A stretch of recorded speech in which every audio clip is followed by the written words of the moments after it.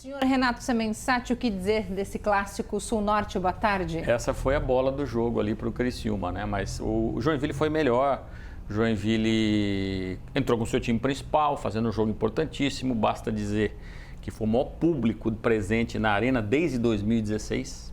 8.600 torcedores. Olha só. Então o torcedor do Joinville sabia o tamanho do jogo. O Criciúma é diferente. O Criciúma mesclou o time, está de olho na quarta-feira. Operário de Várzea Grande, jogo da Copa do Brasil. Então, cada um com a sua prioridade.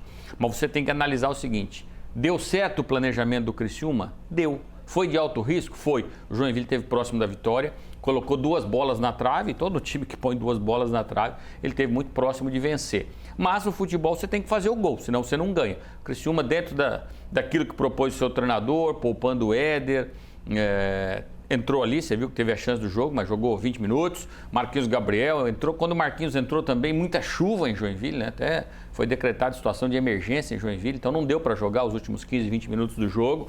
Gustavo veio a intervir muito bem numa finalização do Cachoeira. O fato é o seguinte: o Criciúma começou a rodada 2 pontos à frente do segundo colocado. E o segundo colocado jogava em casa contra o Lanterna e já rebaixado na ação. Estou falando do Marcílio Dias. O Marcílio empatou. O Marcílio entrou com 3 titulares. O Marcílio joga amanhã contra o Vasco da Gama. Então, se o Criciúma preservou metade do time, o Marcílio preservou 70% e pagou o preço por isso. E a gente vai ver na tabela de classificação, faltando apenas uma rodada, se isso deu certo ou não.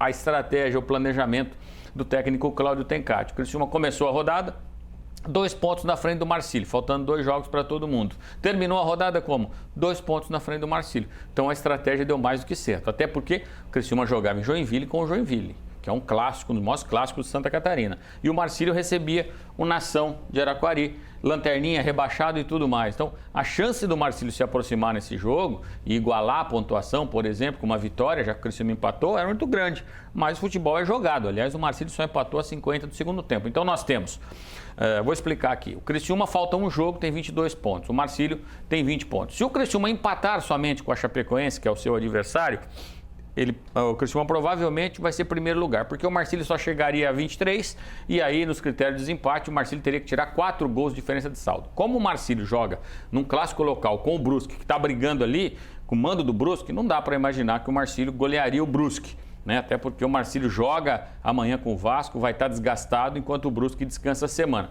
Figueirense, só falta um jogo, não chega mais no Criciúma, não chega mais no Marcílio.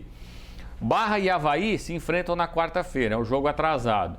Quem vencer esse jogo aqui faz 17 e ainda sonha com o segundo lugar, não mais com o primeiro. Grande vitória do Marcílio, fez 14 e está muito vivo no G8, Brusque 14, Joinville 12. Esses são os times classificados. A Chapecoense, que é adversário do Criciúma, tem 11 pontos. E se perder para o Criciúma no Heriberto Wilson, não se classifica entre os 8 e esta passa a ser a missão do Criciúma, que só vai pensar nisso depois do jogo de quarta-feira, porque tem Copa do Brasil e a gente vai falar na sequência. Aí o Catarinense dá uma pausa essa semana, então, pro Criciúma. Isso, pro Criciúma. Só tem esse jogo atrasado, o jogo do Avaí contra o Barra, né? Essa situação aí, mas é um atraso de tabela e aí todo mundo vai faltar um jogo só e os jogos serão realizados todos, sem exceção, no sábado, às 4h30 da tarde, porque todo jogo tem interesse, né? O único que já está rebaixado mesmo é o Nação, mas o Nação joga com o Joinville. O Joinville está brigando por classificação, então tem que jogar todo mundo no mesmo horário. E o Ercílio, que fez bonito na rodada, né?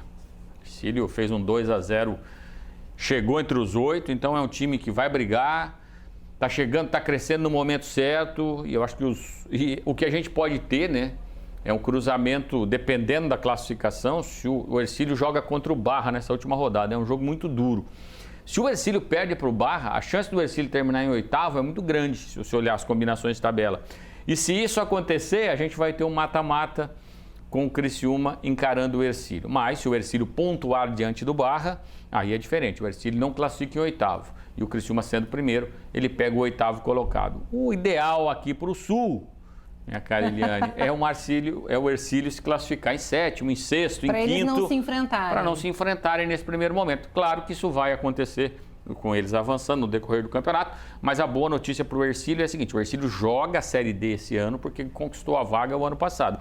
E com a colocação atual, o Ercílio está conquistando a vaga da Série D para 2025. É aquela história. Se você não subir, o ano que vem você tem calendário de novo. Isso é importantíssimo para os nossos times aqui. Meu caro Renato, voltamos quando? Voltamos quarta-feira. Para falar aí de Copa do Brasil. Eu te espero. Até lá. Tá combinado. Combinado. Até mais. Até mais.